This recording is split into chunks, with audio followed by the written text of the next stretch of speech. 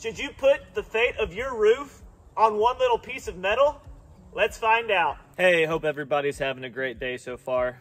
In today's video, I'm gonna be putting on the rafters to my sawmill shed. I checked on Google and it said that you could use a hurricane tie instead of doing a bird's mouth.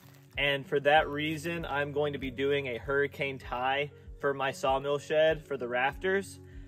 I am more confident in this piece of metal than my ability to do a bird's mouth, but it is up to you and your judgment on whether you use a hurricane tie or do a bird's mouth. If you had a steeper pitch on your roof and the angle of your roof was creating a gap between the beam and the rafter, then I would probably suggest doing a bird's mouth as well as a hurricane tie, because that bird's mouth will alleviate the gap between the beam and the rafter. But since my rafters are laying so close to the beam, I am sure that this hurricane tie, as well as some toenails into the rafters, will make it so secure that it's not gonna go anywhere. Now let's get into this video.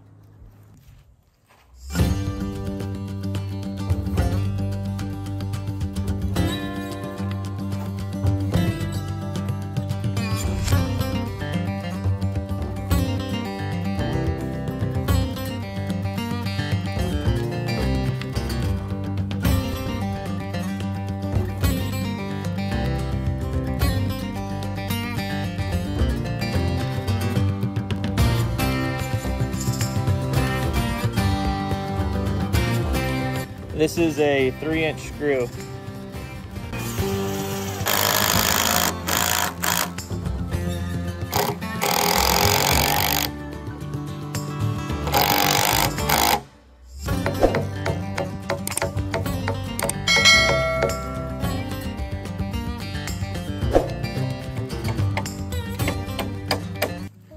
These are the hurricane ties I am using. They were $1 at Lowe's, and I was like, man, I need like 32 of these things. And I know $32 doesn't sound like a lot for a little piece of metal, but I decided to go on Amazon and I found 100 for $50. So that was 50 cents a piece. And I'm gonna be extending this and kind of making it a little workshop. So I'm gonna be needing more of these eventually. So I went ahead and I bought a big box of 100. And I think that would be the way to go if you have a big project like this.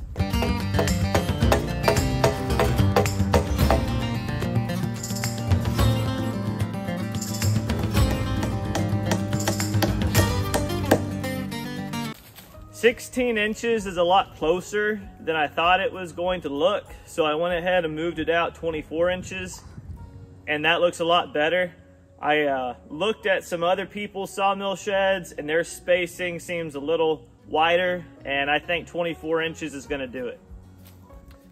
So let me tell you a few reasons why I decided to do hurricane ties instead of cutting bird's mouths. This information comes from functionalhome.com, and I'll leave the link for their website in the description. One of the primary choices when it comes to replacing bird's mouth cut structure in your roofing are hurricane ties.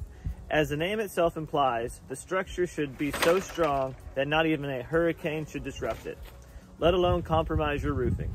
That being said, hurricane ties, also known as hurricane straps or strips, represent an excellent choice for areas with extreme weather conditions and strong winds when you want to ensure that you're providing the highest level of security for your roof. Just like a bird's mouth structure, hurricane ties ensure that the force of the roof as well as the roof weight are evenly distributed all around, securing the roof in place. Hurricane ties are secured into the roof structure with bolts, screws, or nails, which contributes to the overall structural integrity of your roof. These ties are wisely distributed throughout the roof structure, especially in roof purlin plates, wall plates, rafters, as well as floor plates to ensure the joints are fortified.